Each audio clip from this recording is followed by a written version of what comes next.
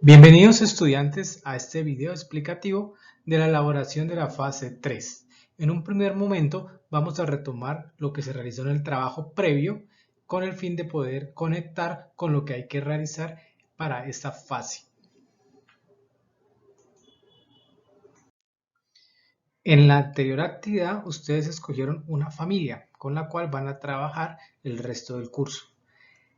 A esa familia pues ustedes hacían firmar el recibo de la carta de presentación y diligenciaban también el consentimiento informado, ¿sí?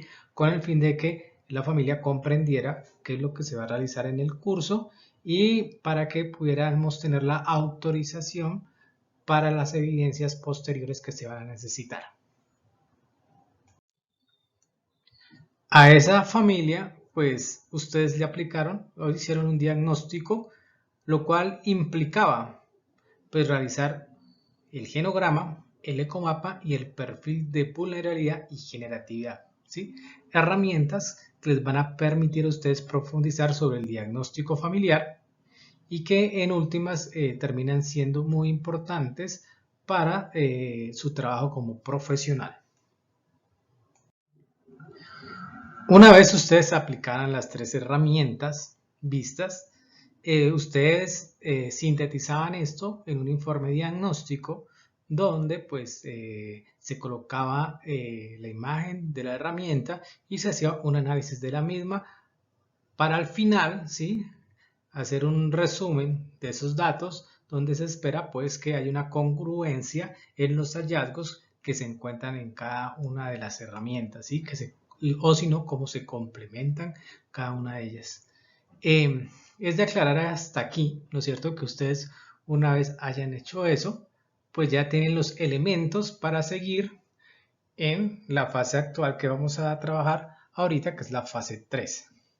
De no haberlo hecho, deben mandar este diagnóstico con la carta de presentación, el consentimiento informado al correo, ¿sí? ¿Con qué fin? Ya no con el fin de calificarlo, sino con el fin de poder seguir con la fase 3.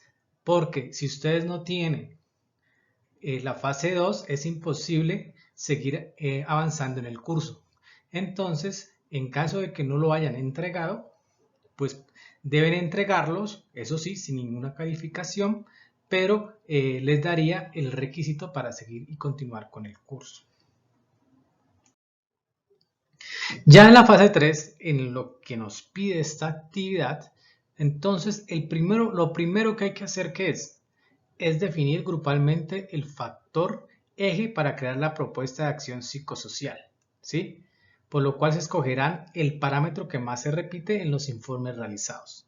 ¿De dónde sale el parámetro? El parámetro surgió en el informe diagnóstico que ustedes al final decían qué parámetro necesitaba trabajar la familia, pues de acuerdo a los resultados encontrados en el diagnóstico.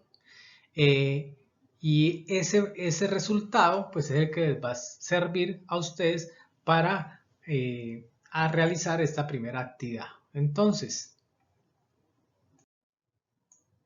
una forma de hacerlo puede ser, hacen una tablita, un grupo, ¿sí?, así como la que está aquí en Word, la hacen, entonces cada quien coloca su nombre y el parámetro que le salió del diagnóstico, ¿sí? ¿Cuál fue el parámetro que, de acuerdo a ese diagnóstico, ustedes mencionaron que era el que la familia debería trabajar? Ejemplo, entonces ahí está, Juan Pablo dijo que el dinámico, Eugenia que el histórico, Claudia la red vincular, Gonzalo el dinámico, Marlon el de filiación. Entonces vemos cuál es el parámetro que más se repite, entonces es el dinámico relacional. Por lo tanto, en nuestra propuesta, la que ustedes van a hacer como grupo, va a girar en torno al parámetro dinámico relacional. En caso, ¿sí?, de que hayan dos que se repitan, entonces ustedes como grupo pues escogen cuál de los dos sería más pertinente trabajar y sobre eso es que comienzan a montar como grupo la propuesta. Una vez que han sacado el parámetro sobre el cual va a girar su propuesta, entonces en la guía que se le solicita ¿sí? Realizar la propuesta de acción. Esa propuesta de acción tiene unos puntos que están muy claros en la guía. Ahorita pues vamos a ver cada uno de los puntos y vamos a ver los elementos más importantes que deben tener en cuenta para su ejecución. Bueno, los componentes de la propuesta son 10, ¿sí? Que los pueden encontrar en la guía de actividades de una manera muy clara, y es lo que se espera que ustedes entreguen una vez finalizada esta fase, ¿sí? Hoja de portada, la introducción, la justificación, un objetivo general, dos específicos, un marco de referencia que tiene 3 aspectos, lo conceptual, lo legal y lo teórico, y enmarcado todo desde la parte social comunitaria o el enfoque sistémico, elaboración de 3 acciones, ¿sí? Uno al sistema familiar, uno a los hijos y uno a los padres de familia, un formato de evaluación para cada una de las propuestas, unas conclusiones y unas referencias bibliográficas. De ahora en adelante vamos a tratar de profundizar un poco en cada una de estos componentes. El primer punto, que es la introducción, pues es la primera parte generalmente de un proyecto, en este caso la propuesta, ¿sí? Y tiene que ser clara y concisa. Generalmente pues va a durar entre una hoja y media, ¿sí? ¿Y qué tiene que decir la introducción? Pues generalmente cuando usted lee una introducción en un libro, ¿qué hace? Introduce lo que viene, lo que está más adelante en el proyecto, ¿sí? Entonces es muy importante en la introducción destacar cuál es el problema, que digamos mencionar el proyecto, de qué consta, ¿sí? De manera general habla de los objetivos, la introducción, y se desarrollan como la idea sobre la cual se basa el proyecto. Un segundo elemento es la justificación, que es bastante importante, ¿sí?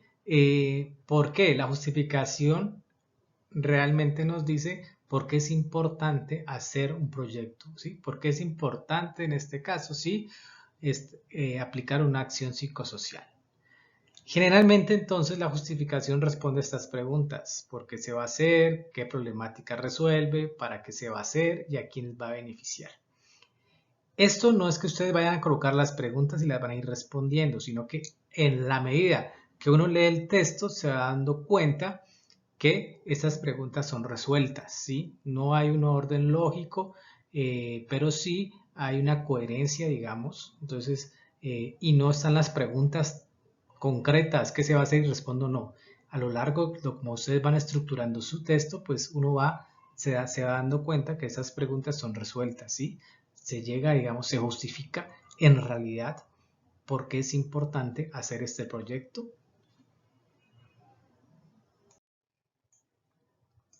Un punto importante es el de los objetivos, ¿sí? Hay un objetivo general, 2 específicos. En este punto fallan bastante los estudiantes. Entonces, ustedes tienen que tener en cuenta qué es lo que quieren hacer y cómo lo van a lograr. El objetivo siempre comienza con un verbo en infinitivo. Deben ser claros, concisos, deben plantear posibilidades realizables, ¿sí? Porque cuando uno evalúa el proyecto, pues va a evaluar los objetivos. Si ustedes colocan algo muy amplio, pues de ahí de una vez el objetivo les va a fallar. Y se enfocan en logros y no en procesos o actividades. En esta diapositiva, pues he colocado un ejemplo que podría ser un objetivo general, ¿sí? Que nos dé cuenta de, digamos, de las preguntas, ¿sí? ¿Qué se va a hacer? ¿Para qué se va a hacer? ¿Cómo se va a hacer? Entonces, ejemplo, tenemos este ejemplo de objetivo que dice: fomentar la comunicación asertiva para el mejoramiento de los conflictos en el interior del sistema familiar a través de estrategias sistémicas. Este objetivo nos remite a ¿qué se va a hacer? ¿Sí? Responde esa pregunta. ¿Qué se va a hacer? Fomentar la comunicación asertiva. ¿Para qué se va a hacer? Y también la responde, miren, para el mejoramiento de los conflictos en el interior del sistema familiar. ¿Y el cómo se va a hacer? A través de estrategias sistémicas. El marco referencial que nos pide la propuesta, pues va a tener 3 componentes, ¿sí? El marco conceptual, el marco legal y el marco teórico. Entonces, deben tener en cuenta que cuando a uno habla de marco referencial, ¿qué quiere decir? Es lo que nos sirve para referenciar todo lo que involucra el proyecto, ¿sí? A nivel legal, conceptual y teórico. Entonces, no se olviden colocar estos tres componentes en su marco.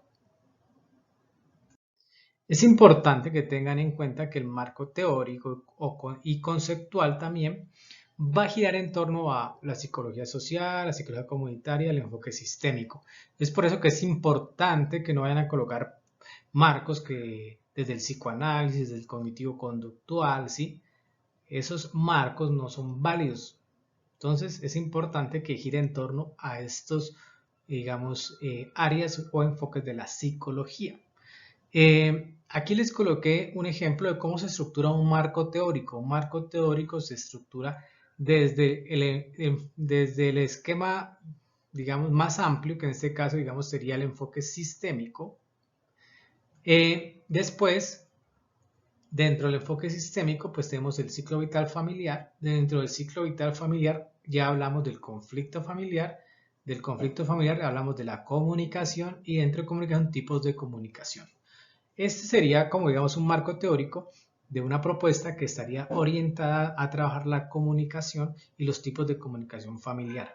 Entonces, como eso que vamos a trabajar es nuestra propuesta más pequeña, los tipos de comunicación, fíjense que cómo se estructura el marco teórico, desde un elemento macro, como es el enfoque sistémico, hasta el elemento micro, que va a ser la propuesta realmente que estamos implementando. Entonces, es como para que lo tengan en cuenta de cómo se estructura. Ahora sí, ¿cómo se escribe? ¿Sí? Esto se escribe de manera narrativa, no es que ustedes van a colocar enfoque sistémico significa tal cosa, ciclo vital familiar significa tal otra, no. Esto no se hace, digamos, colocando el significado de cada concepto que ustedes colocan ahí, no. Ustedes van narrando y en la medida que narran van enlazando el otro término. Ejemplo, que ustedes colocaron el enfoque sistémico, el enfoque, sí, y al final digamos, del párrafo, del segundo párrafo, dice, entonces, ¿cómo se enlaza el enfoque sistémico con el ciclo vital familiar, sí? Por lo tanto, la familia, vista el enfoque sistémico, también evalúa los ciclos vitales familiares de acuerdo a Bertolini 2008. El ciclo vital familiar se conoce como, y comienza a desarrollar, que es un ciclo vital familiar con varios autores, ¿sí? O teorías que ustedes hayan colocado ahí, pues que no sean más de 2 o 3 teorías porque no les queda muy largo. Y después de eso, pues ya pasa al tema de conflictos, ¿sí? En el ciclo vital familiar, obviamente, digamos, se evalúan también el conflicto, ¿sí? En estas dinámicas de cada ciclo, el conflicto familiar es, y así van conectando los diferentes aspectos de su marco teórico. Bueno, las acciones. Entonces, las acciones se refiere que a lo que van a hacer con las familias, ¿sí? Pero para plantear las acciones y colocarlas, ustedes tienen que haber hecho todo lo previo, ¿sí? Tienen que haber ya hecho una justificación, una introducción, tienen que haber planteado sus objetivos, tienen que haber hecho un marco referencial. Y el marco, ¿por qué? Porque si no han hecho todo lo anterior les va a quedar desconectado el proyecto y eso obviamente el docente se va a dar cuenta de que está desconectado totalmente y que han colocado cada uno aportes sin sentarse a evaluar digamos, la trazabilidad de su acción psicosocial. Bueno, por lo tanto, acuérdense, las acciones se colocan de último, ¿sí? Tienen que haberse leído bien y que concuerden con los objetivos que plantearon. Por eso, cada acción, ¿sí? O cada actividad que van a hacer tiene un título, un objetivo. Ese objetivo de la acción, ¿sí? Ese objetivo de su actividad, que tiene la misma secuencia que cómo y para qué de los amplios, de los objetivos específicos y general, pues deben concordar con ellos. Si usted en su objetivo específico dice que va a hacer tal cosa, ¿sí? Digamos comunicación familiar, pues el objetivo de la acción debe obviamente ir orientado por lo menos a tipos de comunicación, ¿sí? Entonces, ¿cuáles son los tipos de comunicación?